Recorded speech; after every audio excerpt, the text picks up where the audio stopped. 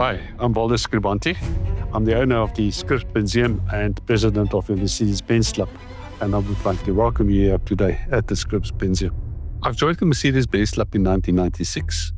In early 2000s, I became the chairman of the Southern Cape region, and it was not long after that, I think 2006, then I became the membership secretary of the Mercedes-Benz Club, and I've done all that for 10 years. And then in 2016, I became the chairman of the president of the Mercedes-Benz Club, and I'm currently still the president of the Mercedes-Benz Club. People always ask why Mercedes-Benz, and I always tell the story. My first memory in life is in my father's Mercedes-Benz, towing a caravan over the Prince Alfred Pass, and that was scary. And I was 2 years old, and I can still remember it today. So that's my first memory of Mercedes, and that's where the passion really started. I started collecting cars in 1996. I went to Cape Town to buy a ponton. I thought of having a daily driver.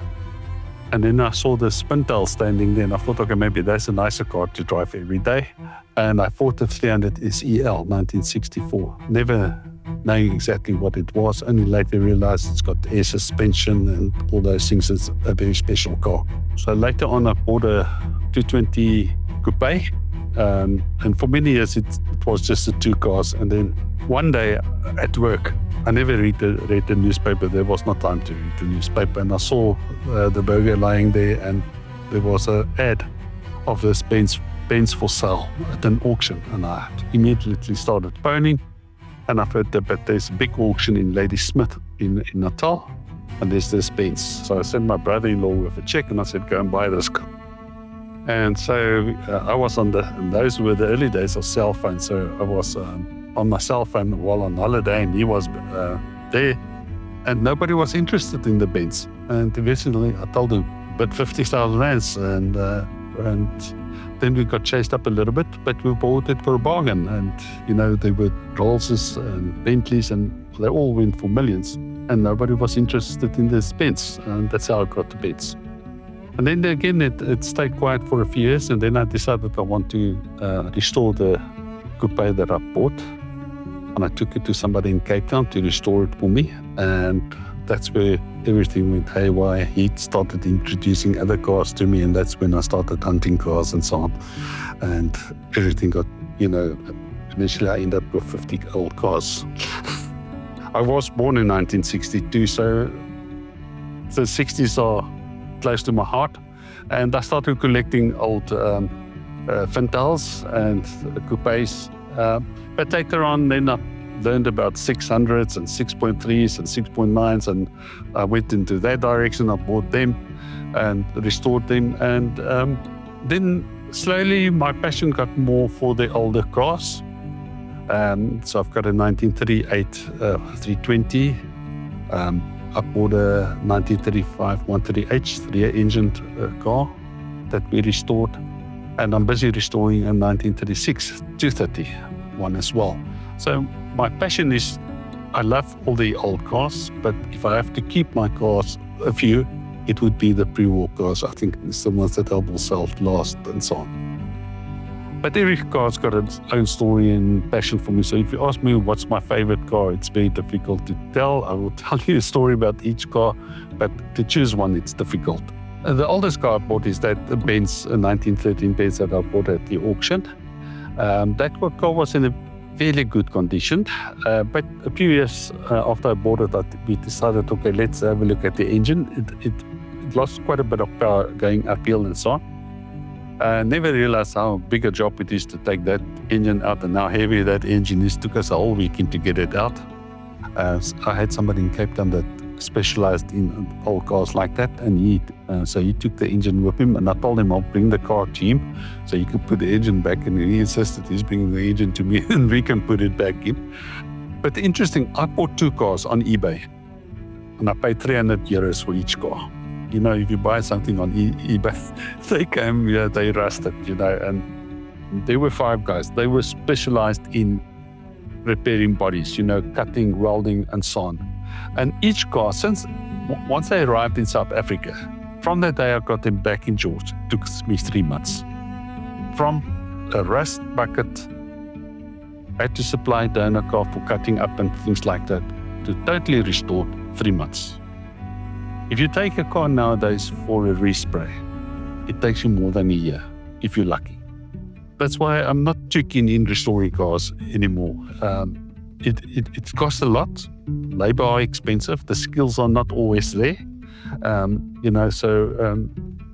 get the good guys that doing a good job, you need to pay them, and then it becomes very expensive. I think it's best if you go and have a look at the cars and can tell you the stories behind the cars, some of the cars, how I got them now, and just interesting things about the cars. Welcome into my garage of the Scribs Benzeum. Now, Scribs is a nickname. My surname is Scribante, so Scribs is a nickname. I think we've been spoiled about parts in the Mercedes Club and Mercedes in general, because we always had access to a lot of spare parts. And I think nowadays it becomes more difficult to get parts, especially for your newer models. It becomes more difficult because they've got a limited time span. I think cars has become like cell phones. You keep it for a few years and you get yourself another one. And especially after 2000, I think, the cars has become so much electronics in. And I think the death of the car nowadays is going to be its electronics. So the more electronics it's got in, the more likely you're not going to keep that car on the road. Be lucky, most of the parts are available. Either you buy, there are dealers overseas that do it, and there's quite a few guys locally that deals in second-hand parts, breaking up cars, especially for parts. So I have never had a part that I couldn't find. I think it's important if you collect cars is to have the cars as close to your house as possible. It doesn't help to have them in the storeroom. You go there once a month or every 6 months because the cars break as they stand here. I was unfortunately during COVID, I was so busy at work. I never came in my garage, and it took me 3-4 years to get all the cars up and running again just because of a 1 year's neglect. And now we're fortunate again that most of the cars are priming, everything is fixed again. And but it's constant maintenance. You need to have a proper maintenance planned program. And I'm lucky, I've got a qualified mechanic that comes and helps 3 times a week. And without him, I'll solve the whole lot. I'm not the biggest car collector. There's guys with lots more of cars. But interesting enough, South Africa turned out to be one of the biggest car owners, classic car owners per capita. If you take, I think per member, we had something like 3.7 cars, where in Europe they had less than 1 car per member. So just shows you there are some quite big collectors in South Africa of cars. Again, this is my lowest mileage car. It's got 41,000 kilometers on the clock. I think my 450 SE, the W116, just got over 300,000 kilometers on the clock, and I think that is probably the car with the most kilometers that I do have. I think the most comfortable and nicest car to drive is the 600 behind me, but for long distance touring, there's nothing like the 3.5 coupe. It's got a nice boot, air conditioner, it's got the right engine in it, so this is a very nice touring car. I had a big discussion with my committee members in the club about how can we attract youth members, and we need to look at the cars.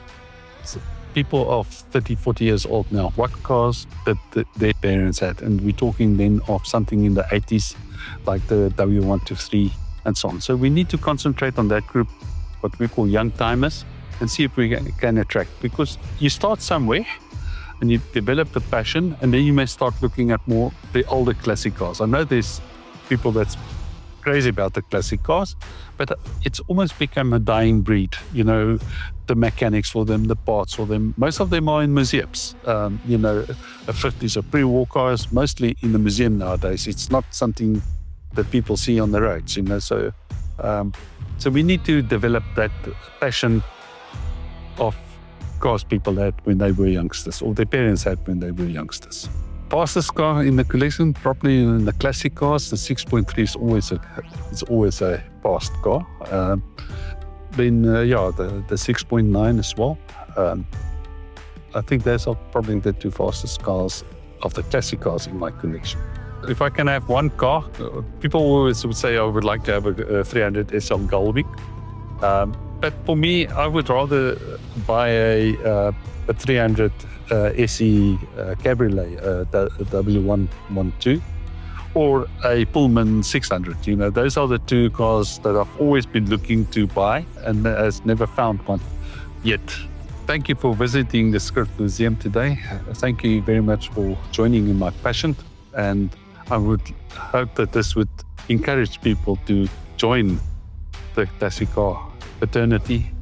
It's been good to me and it's become a huge part of my life. And I can't say that I regret anything that I've done because of the cars.